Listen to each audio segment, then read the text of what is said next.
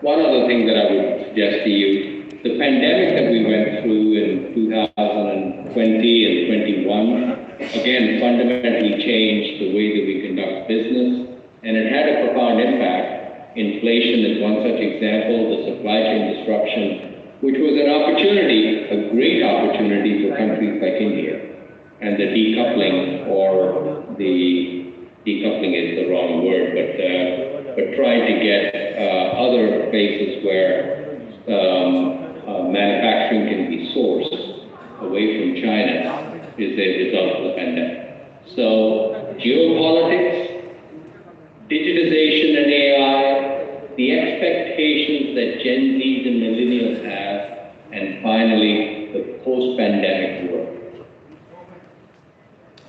Thank you. That was really pretty succinct. The 4 expectations which you are seeing from the board now across the world.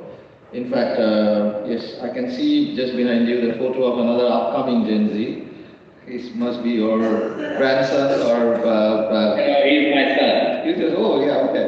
So he is, no, on your left-hand side. This fellow? That's my son when he was there. When he was young, okay. So he may be another Gen Z now. So we're very much surrounded with their expectations and aspirations of the Gen Z even in our home, and therefore many of our people who are sitting in the leading boards, their thoughts are very much influenced also by the Gen Z that they have at their home, be it their children or their grandchildren. Yeah. My next question to you will be that why this body? I'd like to go back to what you started with this whole notion of purpose. And you laid it out actually pretty interestingly, where is this different? Is purpose all about social impact? And I would say I reject that. The focus on generating a shareholder return hasn't changed.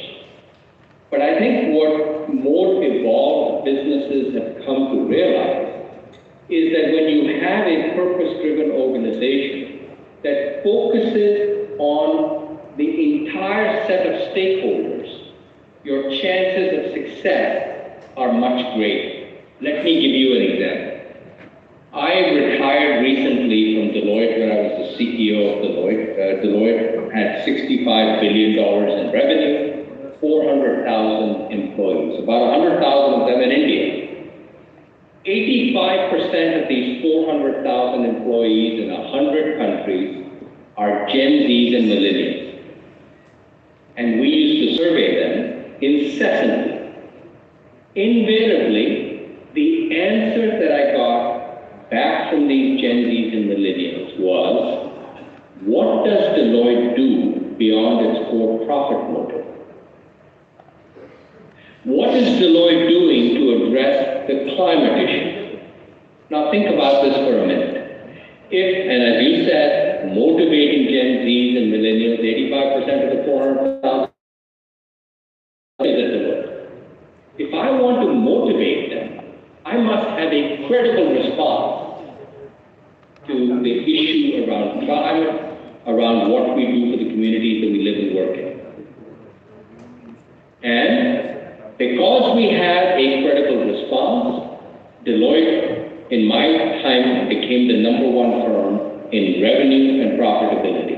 Now, can I draw a causal link between what we were doing with purpose and the results, the bottom line results? Probably not.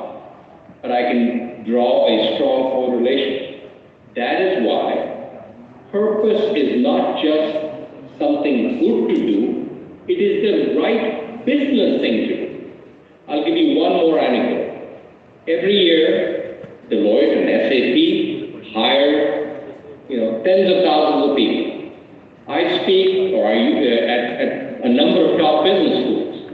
When I go to business schools, that's the question I'm asked. What does your organization do for the betterment of society? If I want to hire the best, I must have a credible response. That is why purpose is far, far beyond just doing good. It is good business. Right, I get your point, and that's where Yes, there is this divergence coming in the mind of the people in the boards also, like the famous economist, corporate practitioner, Thomas Friedman. He had the view that companies will only have one objective and one purpose, that is to enhance the shareholders' profit. The shareholder with the dividend can do whatever community building, whatever CSR they would like to do. That's not the purpose of a company. I think we have moved away from that. It's now no more. I think any corporate will actually dare to really say, or even not a question of dare, they will rather want to say it in that language, that our only purpose is to generate more money for the shareholders, and whatever they now want to do, they can do that. I'm really happy to have that. Views from you. Now, question to you therefore is, when the boards that you sit in are now focused on why we exist, the purpose. I mean, whatever we are doing right now, how aligned that is to my long-term purpose. What am I going to do for the posterity? Is there a measurability to it? Are they fixing KPIs? Are they really fixing performance measures? Are they allowing systems to come so that the message percolates down? Because not for SAP or not for Deloitte, but there are many organizations who are being alleged to have a good purposeful statement, but that is only a PR positioning. That's only for their branding. Otherwise, they are really continuing to do whatever they have been doing in the past. So how such leading boards will actually give a measurability governance to the why part of it, the purpose of their existence? Well, actually, that is increasingly happening. I'm in London speaking with investors next week, and I'm going to be asked about sustainability at SAP. The long-term goals or the goals of the executive is certainly around generating appropriate shareholder return, extraordinary shareholder return.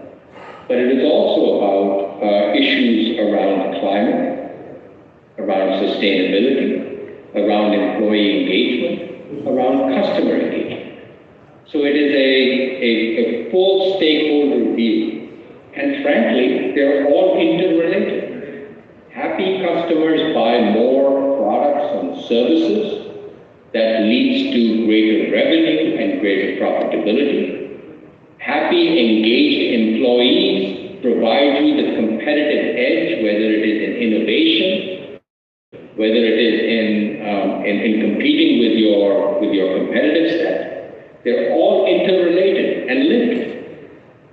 The example that I gave you around the Deloitte example, the 400,000 employees and the questions that they're asking, that is important to them. And if we have a credible response, we engage them.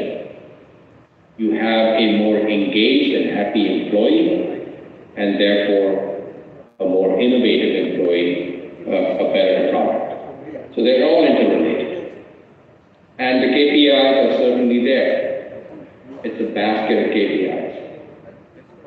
That's perfect. And you are very correct. I mean, a strong purpose communicated from the leading persons, the chairpersons like you, and how that will be also